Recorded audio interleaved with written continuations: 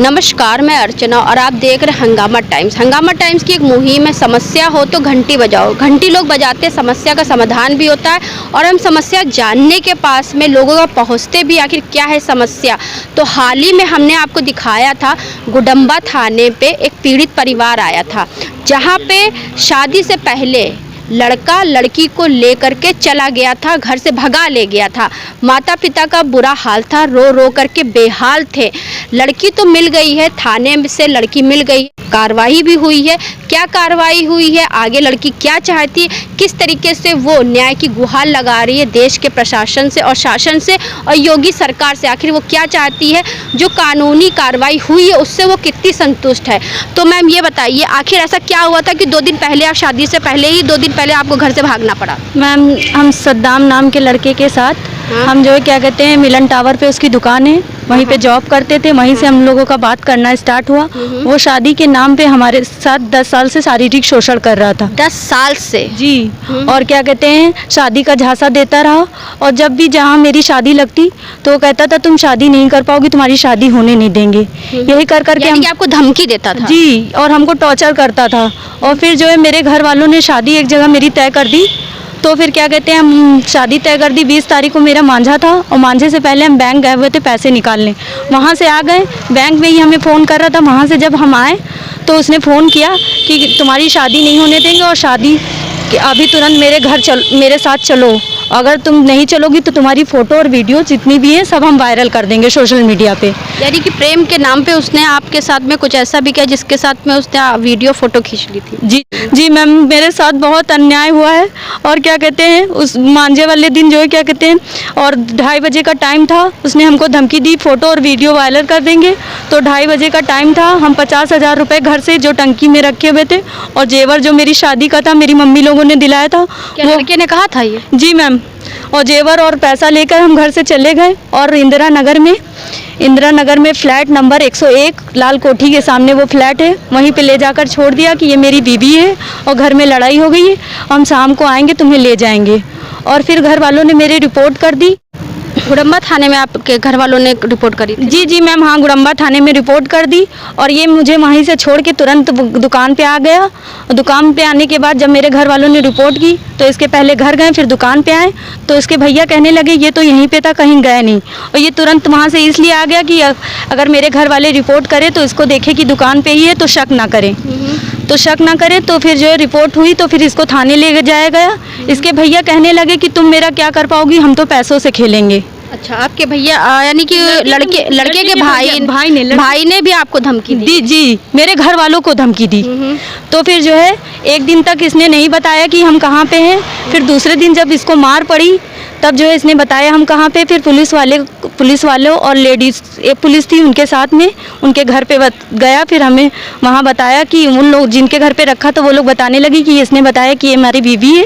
और जहाँ पे घर पे रखा गया तो वहाँ पे उन लोग से कहा गया कि आप उनकी बीवी हो? हाँ, हम इसकी बीवी हो, घर में लड़ाई हो गई है, ये बता के वहाँ पर छोड़ के तुरंत ही वापस चला आया। फिर जो है यहाँ पे जब हम थाने आ गए तो कुछ लोग कहने लगे हमसे कि जो है क्राइम वालों ने तो वहीं पे कह दिया था ये चीज़ जहाँ पे हम रुके हुए थे। क्राइम ब्रांच वालों ने कहा कि जो है तुम परेशान ना हो, ना तुमको कुछ होने देंगे ना लड़कों को कुछ होने देंगे, तुम दोनों की शादी करवा देंगे। और हम वहाँ से घर से हम थाने पे आ गए। फिर थाने पे आने के बाद पुलिस वाले हमसे कहने लगे कि जो है लड़के को बचा लो और जो है क्या कहते हैं तुम्हारी शादी हम लोग करवा देंगे। इनसे ये हमको वादा किया मेरे साथ। फिर जो है क्या कहते हैं फिर जो है दूसरे दिन हमारा बयान था कोर्ट में, तब भी सबने कहा कि जो है तुम जो है अपने घर वापस चली जाओ और लड़के को बचा लो, शादी। सबने किसने कहा? वहाँ पे कई सारे पुलिस वालों ने हमसे कहा। अच्छा, पुलिस वालों ने आपके ऊपर दबाव दिया? हाँ, बहुत दबाव दिया कि तुम लड़के को बचा लो, शादी फिर हो जाएगी और तुम वापस अपने घर चली जाओ। लेकिन जो है हमने सोच लिया था कि जो है हमें इंसाफ चाहिए, क्योंकि गलत मेरे साथ हुआ है ना कि दूसरे के साथ। मेरी ज़िंदगी बर्बाद हो गई है, इसका फ़ैसला अब हमें ही करना है। तो 10 साल से आप उसके साथ रिलेशनशिप में थी, तो घर वालों को पता नहीं था क्या इसका? इसके घर वालों को पता था, उसके घर वालों को पता था। तो हमने तो ये भी सुना था कि लड़के की शादी भी हो चुकी है। लड़के की शादी हो चुकी, लेकिन इसने हमें कभी नहीं बताया। ये भी झूठ बोलता आया, इसने कभी बताया नहीं कि मेरी शादी हो गई है। अच्छा जी। तो यानी कि 10 साल से लड़का आपका शारीरिक, मानसिक, आर्थिक सारी चीज़ें शोषण कर रहा था और शादी के नाम पे एक तरह से वो आपके साथ बलात्कार कर रहा है। जी मैम, और बलात्कार किया है तो हम चाहते हैं इसको कड़ी से कड़ी सज़ा मिले और जैसे मेरी ज़िंदगी बर्बाद हो गई है इसकी भी बर्बाद हो जाए, क्योंकि हम किसी को कहीं मुंह दिखाने वाले नहीं रह गए और इसको भी कड़ी से कड़ी सज़ा मिले। हमें इंसाफ चाहिए, बस हमें बस इंसाफ चाहिए। तो पुलिस वालों ने क्या कहा जब आपको छोड़ा गया है, जब आपको कस्टडी में रखा गया, उसके बाद छोड़ा गया, तो आपसे क्या कहा गया पुलिस वालों ने? पुलिस वालों ने कुछ नहीं कहा कि बस जो उसको सज़ा होगी और क्या कहते हैं तुमने लड़के को फंसा दिया। तो हमने कहा कि जो हुआ है मेरे साथ हुआ, वो तो हम जानते हैं ना कि आप लोग जानते हैं। और क्या कहते, और घर वालों को मेरे धमकी दी गई कि तुम लोग को मरवा देंगे। लड़के के घर वालों ने बहुत धमकी दी है। और क्या कहते हैं पुलिस वाले भी जो है उनके साथ मिले थे, पैसे के नाम पे जो है उन्हीं लोग की मुजरिम की हेल्प कर रहे थे। और हम चाहते हैं जो है हमको बस इंसाफ मिलना चाहिए और जो मेरा पैसा और जेवर था वो भी सब हमें चाहिए। अच्छा, शादी के 2 दिन पहले हम आपसे एक बार फिर से पूछेंगे, शादी से 2 दिन पहले ऐसा क्या हुआ, लड़के ने आपसे क्या कहा जिसके चलते आपको इतना बड़ा कदम उठाना पड़ा कि आप घर की इज्जत को दांव पे रखते हुए, साथ में आपने बताया 50,000 रुपये? जी मैम, 50,000 रुपये और कुछ जेवर लेकर के घर से, चैन थी हमारी, नहीं, घर से निकलने की इतनी बड़ा कदम आपने क्यों उठाया? मैम वो हमें फ़ोन करके धमकी दे रहा था, अगर तुम मेरे साथ चली नहीं तो हम तुम्हारी फ़ोटो और वीडियो सोशल मीडिया पे वायरल कर देंगे। यानी कि आपको एक तरह ब्लैकमेल कर रहा था? जी मैम, ब्लैकमेल कर रहा था, तो मुझे डर से हमें जाना पड़ा उसके साथ। तो क्या चाहती है योगी सरकार से, क्या गुहार लगाना चाहती है इस देश के कानून से, इस देश के प्रशासन से, इस देश के शासन से, क्या गुहार लगाना चाहती है? मैम हम ये चाहते हैं कि लड़के को कड़ी से कड़ी सज़ा दी जाए और जो मेरा पैसा जेवर है वो मुझे चाहिए।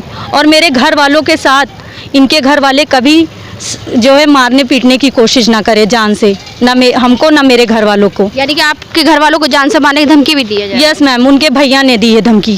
तो ये थी हमारे साथ में एक पीड़ित लड़की कहेंगे जिसके साथ में 10 साल से नाइंसाफ़ी हो रही थी। प्यार के झांसे में रख करके लड़के ने बहुत बड़े बड़े वादे किए थे, लेकिन शादीशुदा होने के बावजूद भी उसने लड़की को अपने प्रेम जाल में फंसा के रखा। शादी से 2 दिन पहले उसको ब्लैकमेल किया, उसकी फ़ोटो को लेकर, उसके वीडियो को लेकर उसको ब्लैकमेल किया, जिसकी वजह से लड़की भागने के तैयार हो गई।